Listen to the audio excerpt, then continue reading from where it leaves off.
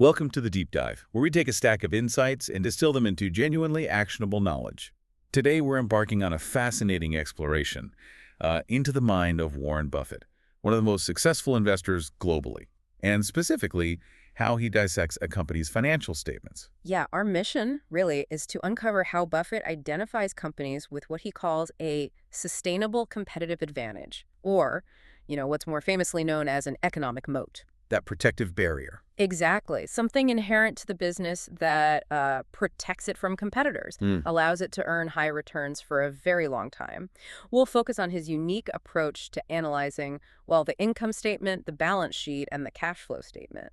In this deep dive, it's inspired by the brilliant insights from the book Warren Buffett and the Interpretation of Financial Statements by Mary Buffett and David Clark.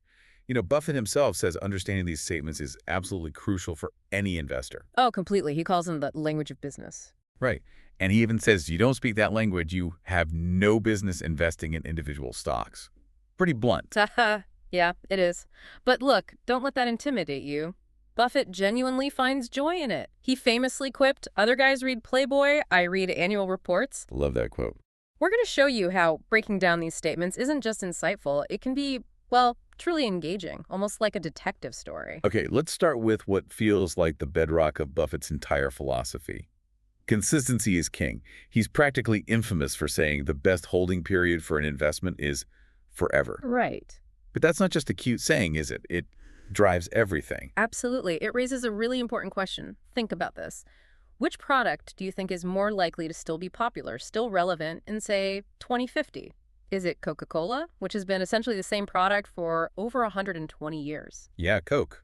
Pretty much unchanged. Or is it Snapchat, popular for, about 7 years now? Yeah. And constantly evolving, changing. Yeah, the answer seems pretty obvious when you frame it like that. It illustrates Buffett's emphasis on durability. This isn't just about sticking around. It's about a business being so fundamental, so core, that it doesn't need constant reinvention. So it's not just consistency for consistency's sake, right? Yeah. It's about how that consistency actually fortifies the business against competitors, builds that economic moat you mentioned. Exactly. That's the connection. When Buffett looks for investments with that sustainable competitive advantage, he wants to see consistency across the board.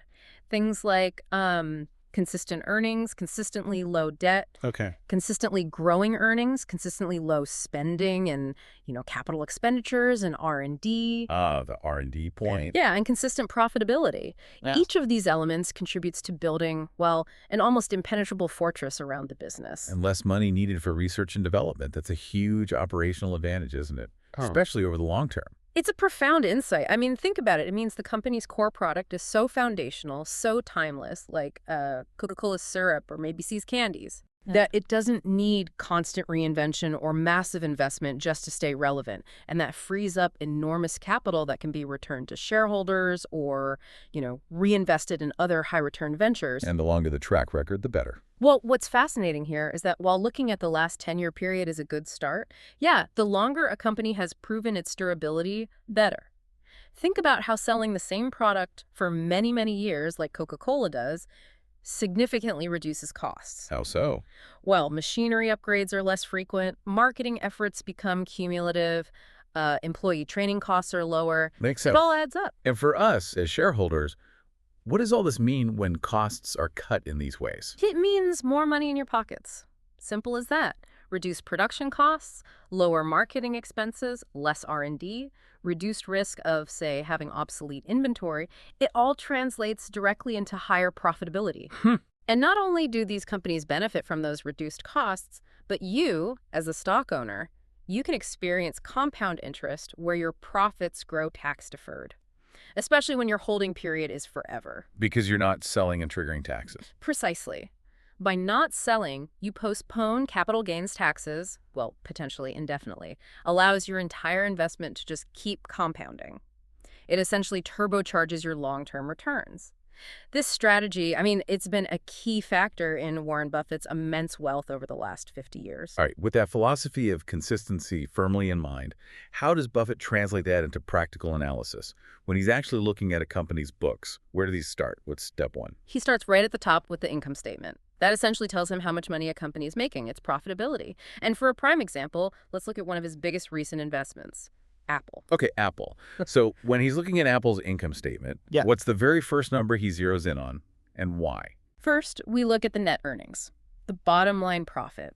Has the company shown great consistency over the last 10 years? Now, for Apple, we do see this, though maybe not with the, 120-year track record of Coca-Cola. Fair enough.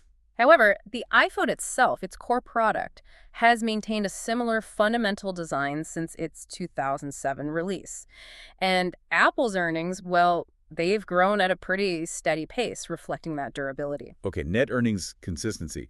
What's next on the income statement checklist? Next, he wants to see a consistent and, importantly, high gross margin. Gross margin. Can you just quickly define that for us? Sure, it's basically a company's revenue minus its cost of goods sold. Shows how efficiently it produces what it sells. Got it. And what's a good rule of thumb here for Buffett As a rule of thumb, you'd typically want to see this margin at 40% or higher. and Apple? Apple just makes the cut here, which is actually quite impressive for a hardware company. Right, because hardware usually has lower margins. Exactly. To put that in perspective, back in 2018, Samsung had a gross margin of about 45.7%, and Huawei was around 38.6%. A consistently high gross margin often indicates, well, the scalability of the business, meaning that as the company sells more, its profitability increases disproportionately. It suggests the company has pricing power. Pricing power. Yeah, and a product people are willing to pay a premium for. That's a crucial trait for any business you own, right? Absolutely. Okay, so net earnings, gross margin. What's the final key check on the income statement? Finally, moving from the top line, revenue, to the bottom line, net earnings. He evaluates the net margin. Net margin. Profit as a percentage of revenue. Correct. You compare the net earnings to the total revenue to calculate it. And companies with a durable competitive advantage, they typically have higher net margins than their competitors. I like that. Because they usually manage their operations more efficiently, they extract more profit from each dollar of sales, and Apple beats both Samsung and Huawei in this regard. Interesting. Is there a rule of thumb for net margin, too? Yeah, there is. A net margin of 20% or higher is generally considered a very strong result. It reveals that you are dealing with a smoothly run, highly profitable business. Okay, we've looked at profits via the income statement. Now, let's shift our focus to the balance sheet. This gives us that snapshot, right? A company's assets, liabilities, and equity at a specific point in time. Now, Warren Buffett pays close attention to a figure called retained earnings. What's the significance of that number for him? Right. Retained earnings. They represent the accumulated net income of the company that hasn't been paid out as dividends. Instead, it's been reinvested back into the business. So it's profit kept within the company. Exactly. And Buffett typically seeks steady growth in retained earnings because it indicates two things. One, the business is consistently profitable. And two, importantly, it's effectively identifying and executing on good reinvesting opportunities. It's using that retained cash wisely to grow. Like Berkshire Hathaway itself. Perfect example. Berkshire Hathaway has shown very strong growth in its retained earnings over the last decade, funding its own growth largely through internal means. Okay, but Apple, interestingly, doesn't quite fulfill this specific criterion regarding retained earnings growth. It seems like a deviation. What's going on there? Why isn't Apple's retained earnings line shooting up like Berkshire's? That's a fascinating point, and it really highlights why you must always consider the context. You can't just apply rules blindly. See, starting around 2013, Apple began an extensive dividends and share repurchase program, a massive one. So they started returning cash to shareholders instead of keeping it all. Precisely. A significant portion of its earnings, which might otherwise have gone into retained earnings, was instead distributed directly to shareholders. We'll connect this directly to the cash flow statement very soon because that's where you really see the mechanics of these distributions. Okay, that makes sense. Now, to measure how efficiently a company is using these reinvested earnings, or just its overall capital, what key metric does Buffett prioritize? Well, return on equity, or ROE, is a common one. It's calculated by comparing net income to the total shareholder equity. And Apple here. Apple demonstrates significant strength in ROE, very high. Partly, yes, because distributing so much of its earnings reduces the equity base, which mathematically boosts ROE. Right, the denominator gets smaller. Exactly. But it's also a clear sign of a business with a durable competitive advantage. It's just incredibly profitable relative to its equity. As comparison, Samsung and Huawei are not even half as profitable in this regard on an ROE basis. And you mentioned something else that Buffett suggested a more sophisticated measure. Ah, yes, important point. In his 1983 shareholder letter, Warren Buffett also suggested a more sophisticated approach to measuring capital efficiency. It's known as return on net tangible assets. Return on net tangible assets. Hmm. Okay, how does that differ from return on equity, and why would Buffett emphasize that? Great question. So, return on equity, ROE, is common, but Buffett often prefers return on net tangible assets because it strips out intangible assets like goodwill. Goodwill, like from acquisitions. Exactly. Goodwill can sometimes inflate the equity base on the balance sheet without representing actual productive capital generating current earnings. By focusing only on the physical, tangible assets, the factories, the equipment, the real stuff, it gives a much clearer picture of how efficiently a business is using its real capital to generate profit. It's a pure measure of business quality and moat strength. I see. Okay, and the third crucial point on the balance sheet is debt. What's Buffett's view on debt for a truly exceptional business? His view is pretty clear. Exceptional businesses rarely require a lot of debt to expand. They typically use the strong, consistent cash flow generated by the business itself to fund growth. They don't need much external borrowing. Like self-funding growth. Pretty much. Therefore, you should look for businesses with little to no long-term debt. A good rule of thumb he uses is a company is in a very good position if it can pay off all its long-term debt with less than 4 years of its current earnings. 4 years of earnings to cover all long-term debt. All right. And Apple. Apple clearly fulfills this criterion. Very low debt relative to earnings. And interestingly, its competitors, Samsung and Huawei, do as well in this specific regard. Okay, so we've looked at profits on the income statement, assets and liabilities on the balance sheet. Yeah. But as they say, cash is king, and that's where the third statement, the cash flow statement, comes in, right? What's the key difference here, and what does Buffett prioritize? You're spot on. Think of it this way. The income statement with accrual accounting can sometimes be, let's say, massaged. It can show performance that isn't fully backed by cash yet. Like recognizing revenue before the cash comes in. Exactly. But the cash flow statement, that's like looking directly at their bank account activity. It shows the actual ins and outs of real money. It reveals the genuine liquidity and financial health of the business, which Buffett prioritizes, arguably, above all else. He wants to see the cash. Okay, seeing the actual cash. So one vital figure here is capital expenditures, or CapEx.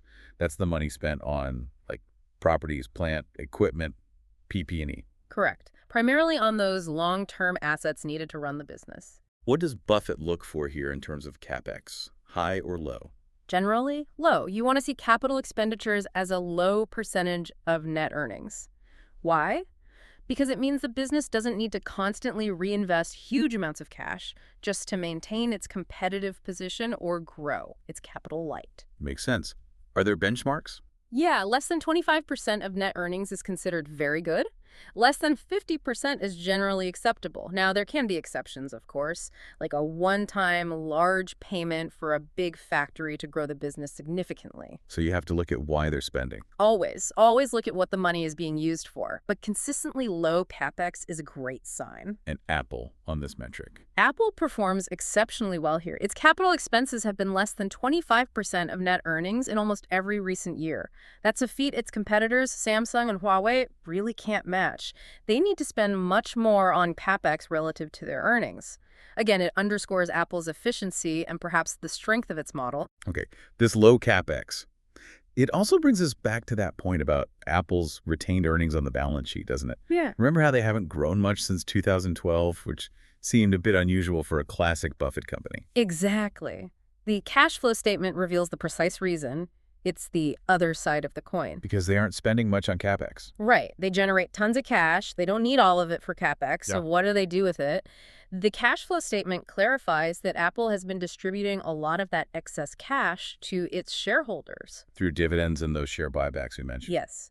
Their augmented payout ratio, and it's crucial to include both share buybacks and dividends here. Okay. That ratio has actually been higher than 100% in some years. Higher than 100%. How is that possible? It means in those years, Apple was actually distributing more cash to shareholders than it earned in profits during that period. Wow. Where did the extra cash come from? Often by drawing down its massive cash reserves built up over previous years, or sometimes even by taking on a bit of debt specifically to fund these returns. So that's a critical insight you only really get clearly from the cash flow statement. Absolutely. It shows a very deliberate, significant capital allocation strategy at play, prioritizing direct returns to shareholders over retaining all earnings for internal reinvestment. Fascinating how the three statements really tell a complete story together. They absolutely do. You need all three for the full picture. Okay. We've talked extensively about Warren Buffett's key concept of holding investments, ideally, forever.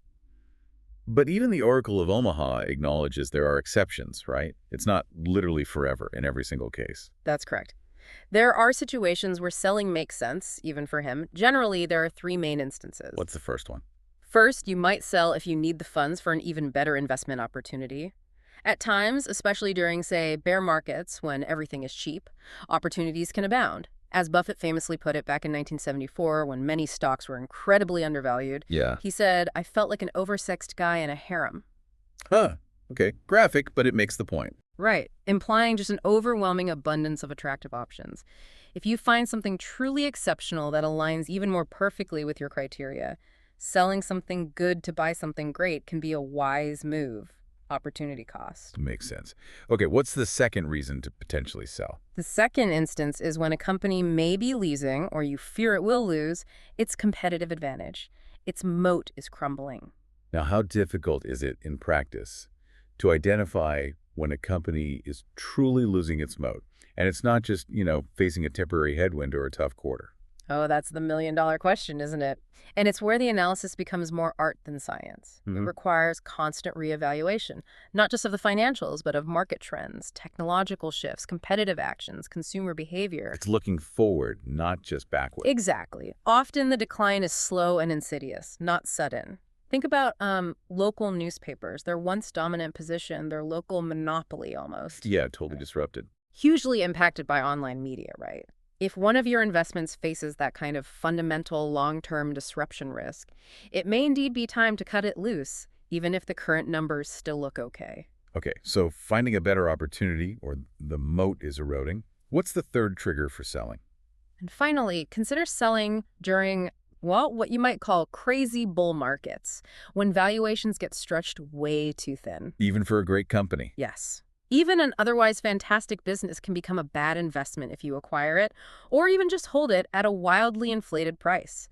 Conversely, there are times when you can significantly improve your own personal finances by selling an already fantastic business you hold at such a crazy high price. Realizing those exceptional gains because the market is maybe overly enthusiastic. Precisely. Mary Buffett and David Clark in their book actually suggest a specific point.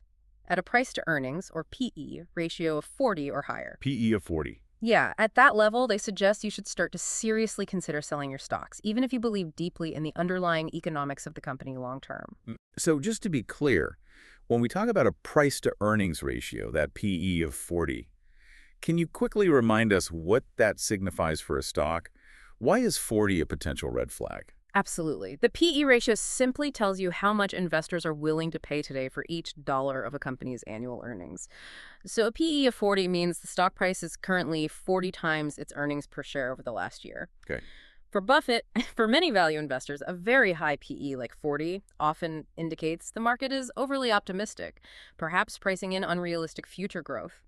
It means even a great business might be a potentially poor investment at that price because the expectations are just too high, leaving little room for error or upside. Got it. High price relative to current profits signals potential risk. Exactly, regardless of the underlying business quality sometimes. So that pretty much summarizes our deep dive into Warren Buffett's approach to financial statements. When you're looking for a business with that durable competitive advantage, that strong economic moat, the absolute keyword, the thread through it all is consistency. Right. So recapping. In the income statement, you're looking for consistently growing net earnings and profit margins, both gross and net, that consistently outperform competitors. Shows pricing power and efficiency. Correct. Then, when observing the balance sheet, remember that a superior business generally has a high return on capital, whether ROE or that return on net tangible assets. It rarely requires much debt, ideally paying it off within 4 years of earnings, and typically shows steady growth in retained earnings, unless. Unless, Yeah. like Apple, it has a deliberate stated strategy of returning huge amounts of cash to shareholders through dividends and buybacks, which you'd see clearly elsewhere. Exactly right. Context matters. And finally, in the cash flow statement, you want to ensure the business is genuinely generating robust cash for its shareholders. You do that by examining its capital expenditures, ideally low relative to earnings, and understanding its payout behavior, how much cash is actually coming back to owners. And even a fantastic business, meeting all these criteria, should potentially be sold under those three conditions. Yes. If you need the money for an even better opportunity, if its competitive advantage looks fundamentally threatened, or if its price tag just becomes irrationally high in a speculative market bubble. It really drives home that understanding these statements isn't just about picking stocks. It's about understanding the fundamental language of how businesses operate, thrive, and build lasting value. It's the language of business health. Couldn't have said it better myself. So, as you reflect on what we've discussed today, maybe consider this. How might applying this same kind of rigorous, long-term, and consistency-focused analytical approach, not just to stocks, but maybe to the financial statements of your own personal goals or projects, Yeah. how might that help you identify your unique, sustainable, competitive advantages for the long haul? What makes you durable? That's a great thought to end on, applying that Buffett lens to ourselves.